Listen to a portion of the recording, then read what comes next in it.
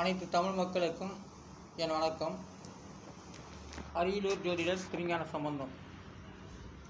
நவக்கிரக தமிழ் எண்கணித ஜோதிடம் தொடர்பாக வார்த்தை அடிப்படையில் நான் சொல்லிக்கொண்டு வருகின்றேன். தமிழுக்கு இது புரியுது. பார்த்து கொண்டு இருப்பவர்களுக்கு நன்றாக புரியும். புதிதாக வரக்கூடியவர்களுக்கு கொஞ்சம் நாளானத்தான் புரியும். ஆகவே இந்த எண்கணித சூரிடம் வார்த்தை அடிப்படையில் நான் உருவாக்கினது தெளிவாக வருகிறது. அதைத்தான் இந்த வீடியோக்கள் மூலமாக, ஷார்ட் மூலமாக நான் அதை வார்த்தை அடிப்பில் சொல்லிக் கொண்டு வருகின்றேன். என் தமிழ் மக்களுக்கு ஆங்கில நியூமராஜ் எல்லாமே பார்த்து சொல்லி கொண்டு பேரை எழுத்துக்களை மாற்றி போட்டு தவறான முறையில் வருவதற்கு இங்கிலீஷ் நியூமராஜி ஜோதிடம் உங்களுக்கு வழிகாட்டி மிகுந்த வேதனைகளாம் ஏற்படுத்தி வருகின்றது.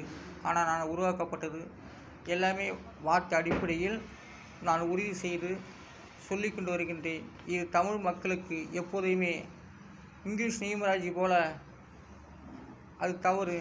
ஆனால் அதை விட நான் சிறந்த முறையில் மிக துல்லியமாக நான் எடுத்து இதை இந்த வீடியோக்கள் மூலமாக நான் ஷார்ட் மூலமாகவும் போட்டு சொல்லி கொண்டு வருகின்றேன். இதை அனைவரும் இந்த எண்கணிதத்தை பார்க்க வேண்டும்.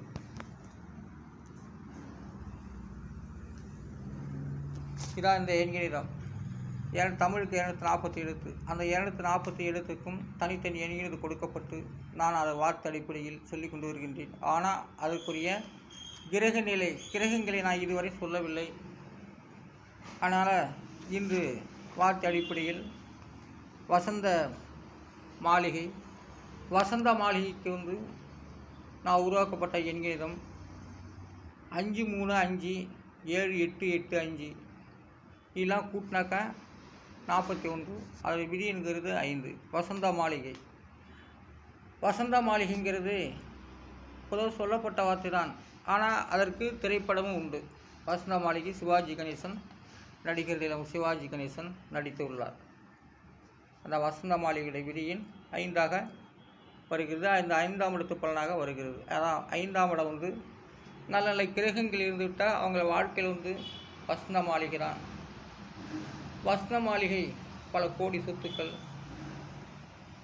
பல நல்ல ஒரு அரிய செய்திகள், நுணுக்கமான எண்ணங்கள், நல்ல அறிவு, ஆற்றல், திறமை எல்லாமே அந்த வசந்த மாளிகை மூலமாக வீசப்பட்டு வருகிறது. அந்த 5வது எண்கிறது தான் வசந்த மாளிகைக்கு பலனாக வருகிறது. தெய்வம் தந்தது 8 எழுத்துக்கள். தெய்வம் தந்தது 8 எழுத்துக்கள். அந்த 8 எழுத்துக்கு உண்டான எண்கணிதம் 1857579 இதெல்லாம் கூட்டாக 49.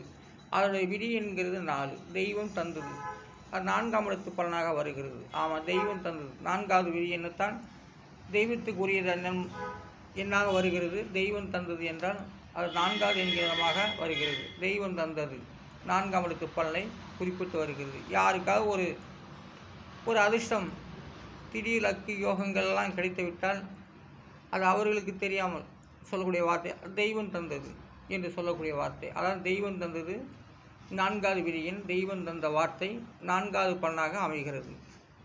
நீ நினைத்தால் என்ற வார்த்தைக்கு நான் உருவாக்கப்பட்ட தமிழ் எண்கணித ஜோதிடத்தை மூலமாக எண்கணிதம் சொல்லுகின்றேன்.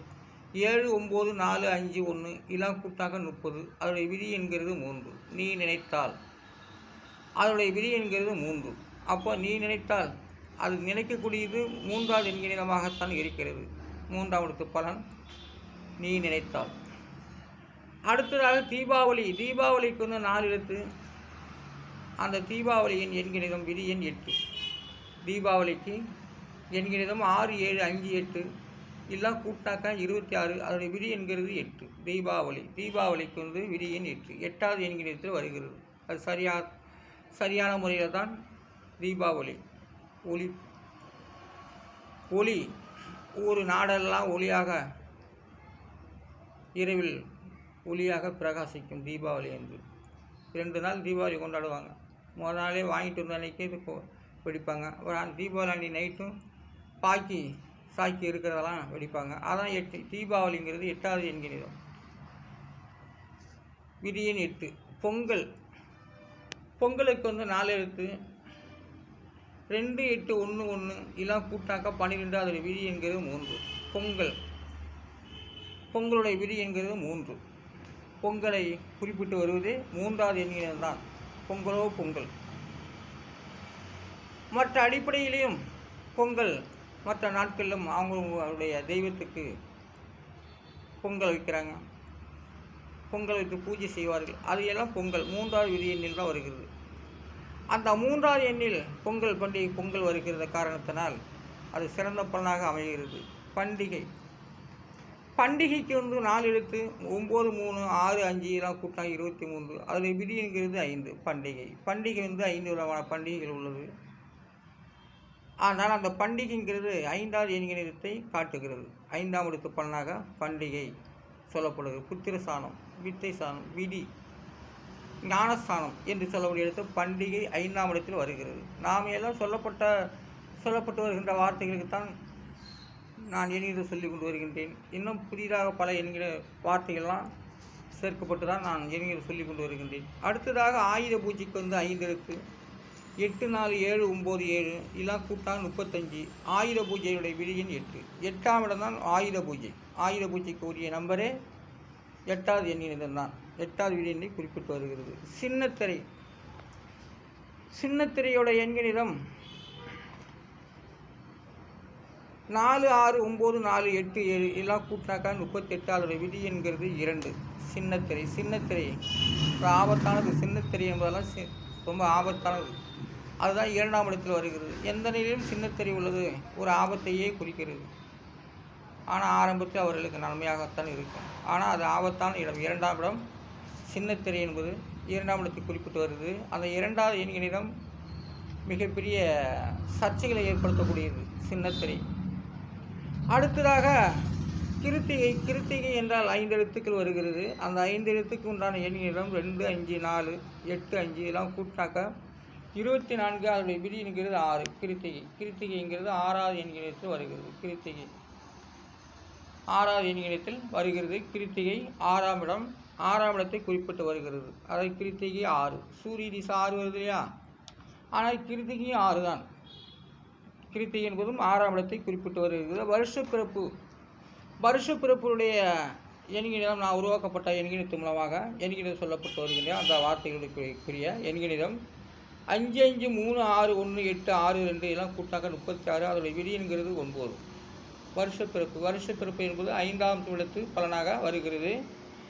இது வருஷப்பிறப்பு 9ஆம் இடத்து பலனாக வருகிறது. அந்த வருஷப்பிறப்பு 9ஆம் இடத்து பலன் நல்ல பலனாகவே அமைகிறது. எல்லோரும் கொண்டாடக்கூடியது. கடைகோடி மக்களும் கொண்டாடக்கூடிய எண்கணிதம் தான் விதி எண் 9.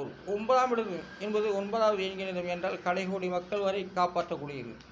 முதல் மனிதருக்கு முதற்கொண்டு கடைகோடி மக்கள் வரை அந்த 9வது எண்கணிதம் தான் அவர்களை வாழ வைக்கிறது. கடைகோடி மக்களுக்கும் அப்போது எறும்பு வரை அனைத்துக்குமே அந்த 9வது விதி எண்ணு தான் காப்பாற்றி வருகிறது. ஆனால் அந்த 9வது எண்கணிதம் அனைத்துக்குமே படியளக்கப்படுகிறது. அவர்களுக்கு நினைக்க வைக்கிறது. ஆனால் 9வது எண்கணிதம் 9வது எண் சாதாரண முறையில் இல்லை. ஏழை எளியவர்கள், எறும்புகள், யானை முதல் எறும்பு வரை அந்த 9வது எண்கணிதம் காப்பாற்றி வருகிறது. அவருக்கு எந்த நிலையிலும் 9வது எண்கணிதம் அவருடைய விதியை மாற்றி வைக்கும் சமயத்தில் நல்ல நிலையிலும் கொண்டு வரும். பிச்சைக்காரனாக இருந்தாலும் அவங்களுக்கு 10 ரூபாய் கிடைக்கிற மாதிரி தான் செய்யும் அந்த 9வது எண்கணிதம். 9வது எண்கணிதம் இல்லைன்னா ஏழை எளியவர்கள்லாம் வாழ முடியாது. அந்த 9வது எண்கணிதத்தால் தான் மனிதன் வாழ்கிறான். ஆனால் நான் அறிய மாட்டேங்க. நான் வார்த்தை அடிப்படையில் சொல்லி கொண்டு வருகின்றேன். இதுதான் எண்கணிதம்.